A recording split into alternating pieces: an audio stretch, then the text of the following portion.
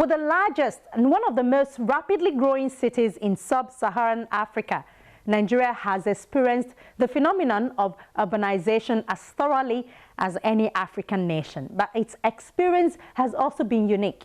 Many of the practices that is taken for granted, such as planning cities around automobile transportation and zoning for single uses, will no longer be environmentally viable. But many challenges facing our urban centers as far as climate change is concerned are focused today on the program.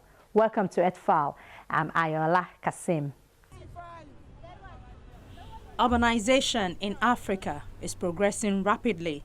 The continent's rate of urbanization soared from 15% in 1960 to 40% in 2010 and is projected to reach 60% in 2050. It is expected that urban populations in Africa will triple in the next 50 years, transforming the profile of the region and challenging policymakers to harness the urbanization phenomenon for sustainable and inclusive growth and development. There is now a growing apprehension that it is impossible to deal with Africa's growth and poverty challenges without managing urbanization. As the urban population almost doubles in the next 2 decades, the imperative of steering and guiding the growth process through urban planning becomes a priority undertaking. Equally urgent is the need to improve livability and increase productivity of the city through expanding access to basic services. Indeed, Africa's increased urban population is a powerful asset for the continent's overall transformation. However, it can only attain its full potential when cities are properly planned and adequately serviced. Despite commitments made by African governments over the last 50 years to improve basic service delivery, latest assessments indicate that the continent suffers from a severe backlog in the provision of urban basic services. And what is even more challenging is that if no urgent remedial action is taken, the situation can further deteriorate due to the rapid rate at which demand for services and the cost for delivery are both rising. It is reckoned that among the major factors contributing to this situation has been the manner in which territorial and urban planning is implemented. The underpinning principles, operational modalities, and the overall institutional settings have contributed to impairing the capacity of governments in Africa to increase access to basic services, improve quality of delivery, generate prosperity, and ensure overall sustainability. An urgent challenge is how to rectify the inherent distortions in urban planning, and particularly in the context of climate change. There is actually a wide gap that we saw, and knowing fully that cities contribute largely to the issue of climate change. Though there is still an argument to the amount of what city is contributing, but in my personal opinion, I feel city contribute more than 75% of the effect of climate change. And if we have that and on board whatever framework, whatever process, whatever actions we want to take, be it as a government, private sector, or even the international body, there is a need for us to start galvanizing the built environment professionals into it, because it has a lot to do with the way our houses are built, the ways our cities are planned, and even the issue of transportation. Look at Lagos, issue of traffic, issue of urban, mass influx of people into Lagos and all of those things. These are issues that are before the fore, when talks about the built environment. And we feel that is a much deeper process if we are going to achieve any meaningful results. Go to other well-developed countries.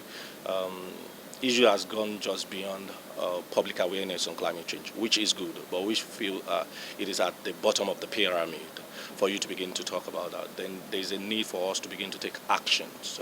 And if we have to take actions, we need to begin to set agendas on that.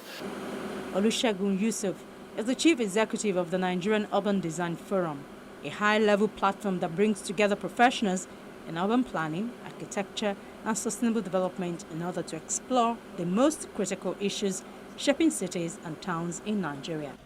The forum is setting an agenda for Nigeria to effectively meet the conditions and realities of a post-carbon climate responsible world. This idea will require a shift in the current understanding of what constitutes sustainable urban design and planning.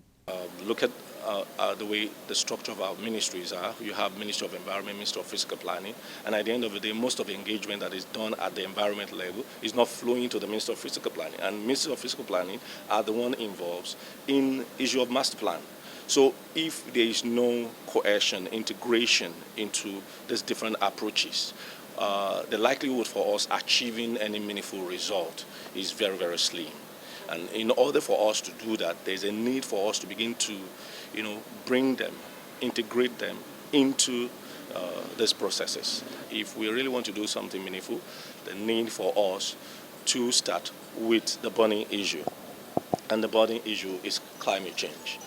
And looking at sustaining processes evolving in climate change, we will have to look at these processes.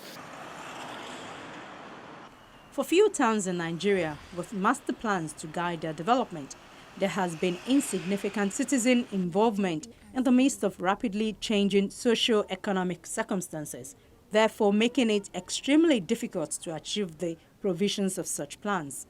The results of this are settlements based on unsustainable yardsticks. There are times you find that those who are meant to implement the law are actually the ones breaking it. You find, occasionally, policemen who are meant to stop people from driving one way are actually the ones driving one way. So sometimes, those who are supposed to look at how a building works fine are the ones doing the wrong thing on their own sites. So it's not just about reading the letter of the law. We must imbibe the spirit of the law and encourage every Nigerian to become masters of their own environment.